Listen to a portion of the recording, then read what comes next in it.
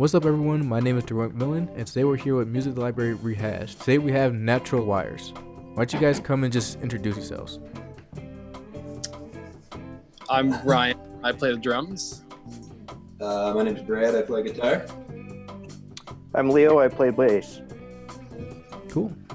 So what you guys been up to recently? I know everything's been shut down, just more or less everything's just kind of just quiet and just dead around.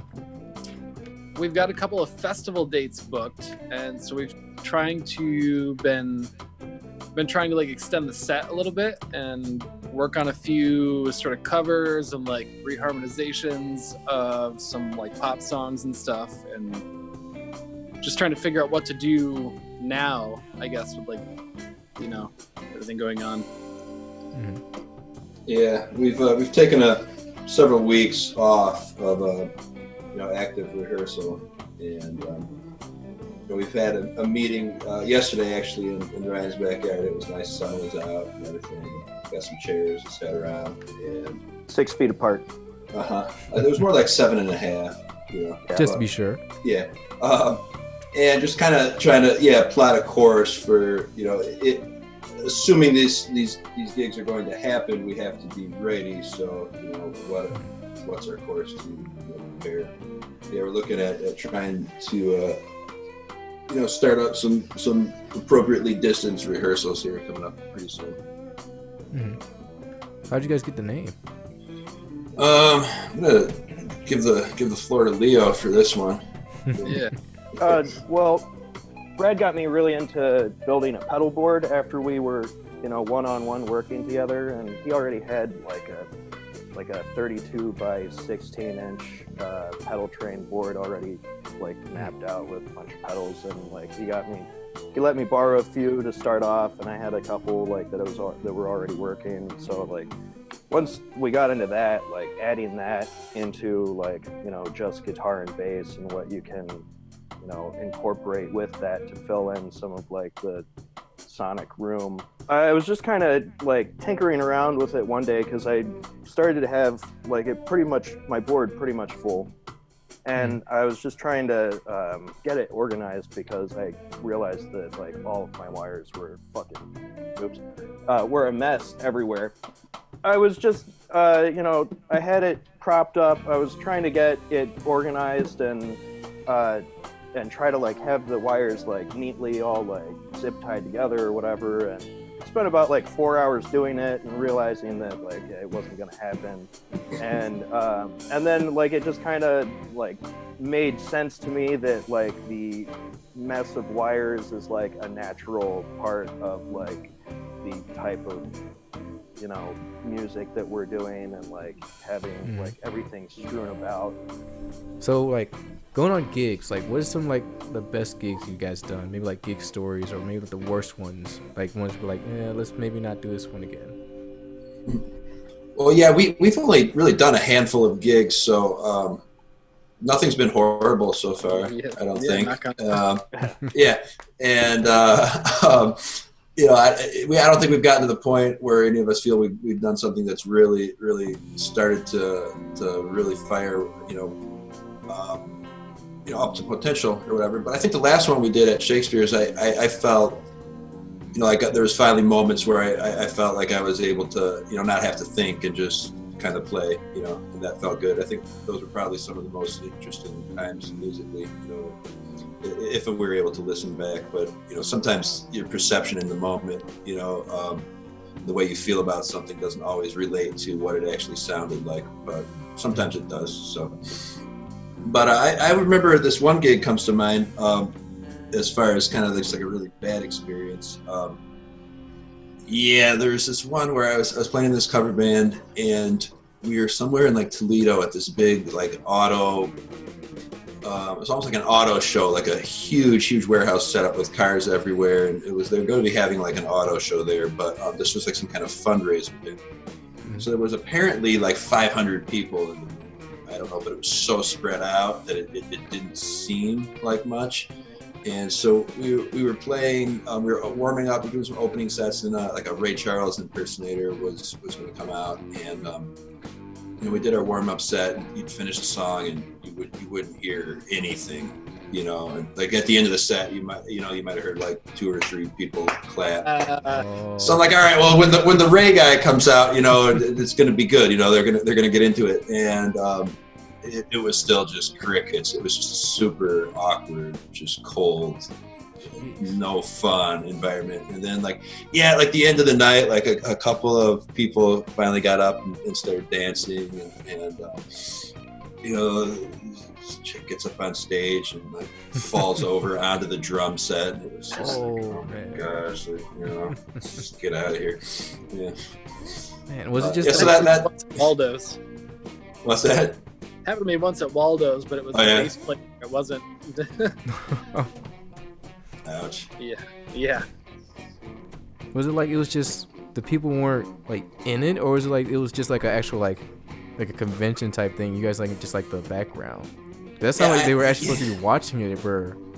It seemed like they should have hired background music, but that's not what we were. And so it's like maybe people. And that's the other funny thing I got, because it was so awkward, because we were used to doing like a lot of wedding receptions and stuff and having kind of a warm sort of response. So like people started feeling really weird on stage, and then people started making mistakes they wouldn't normally make, and then the bass players arguing with the drummer about tempo and stuff. And you start getting in your head about it. Yeah. Which band was that? That was the 33rd Street band. Okay. Yeah. What about you, Leo? One horror story in my old metal band comes to mind. I won't say the name of the band, but it was winter, and we were also Kalamazoo based, and we had a show at the Stash, the front room of the intersection of the GR. And we decided to load up my friend's van with all of the equipment, and the vocalist was riding shotgun, and he didn't drive, so he wasn't that great with directions, and I'm pretty sure that the driver was stoned. But I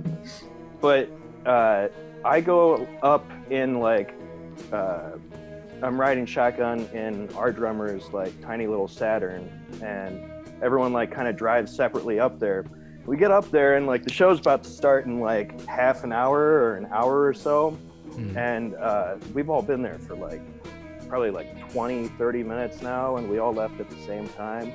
And we called the vocalist, and like we're like, "What's up? You on your way or whatever?" And he's like, "Yeah, just past Jackson. We'll be there soon." Whoa! Just like completely went towards Detroit while we were going.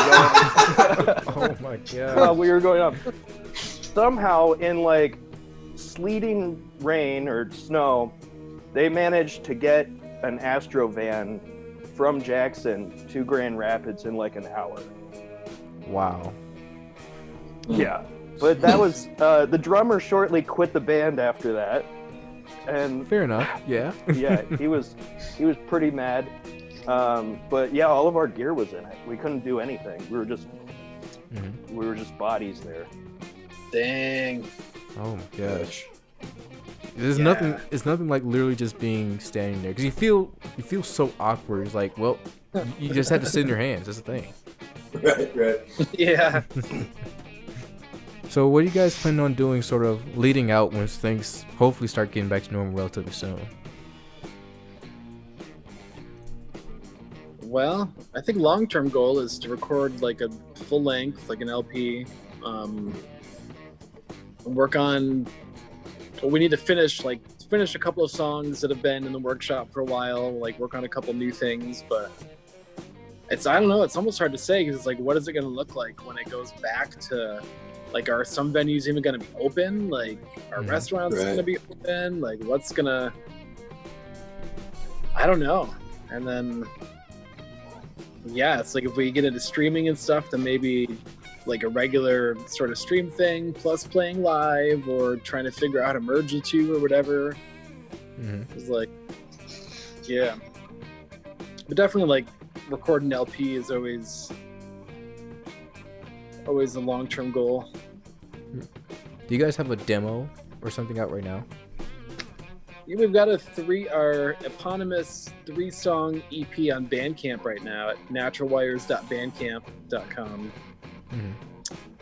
And that's, we've got 3 tunes on there. Yeah, you can, our EP is up on Bandcamp at naturalwires.bandcamp.com. We're up on Facebook and Instagram, all that good stuff, at Natural Wires. And thanks so much for having us. Yeah, thank you very much. Thank you. Yeah, no so problem. we'll be playing at Hoodly Doo, if that's still happening, and I believe that's June 19th, right? Yes. Yep. And then if that does happen, then that would imply that the Peace Fest is happening as well. And that is July 10th, out in Constantine, Naquita is the name of the spot there. That's what's on the books for now, and I think once everything gets up and running again, we'll try and set up some normal type of shows. And I think we've got our library session yet to come as well. That's going to be super super cool to see. Yeah, it should be dropping on WIDR's website soon, huh? Yeah, on the Western Herald YouTube, I believe. Oh, awesome! Cool. Excited for that. Shameless plug for us. Yeah. Yeah, no, thank you guys for coming on. It's been absolutely great. Yeah. Thank you, Darrell. Thank you very much. Appreciate it. Cool. So everyone, this has been Natural Wires with Musical Library Rehash. If you want to follow more of our videos, make sure to follow Western Herald and Western Herald Video. And you guys have a good rest of the day. You too. Thank Thanks, you too.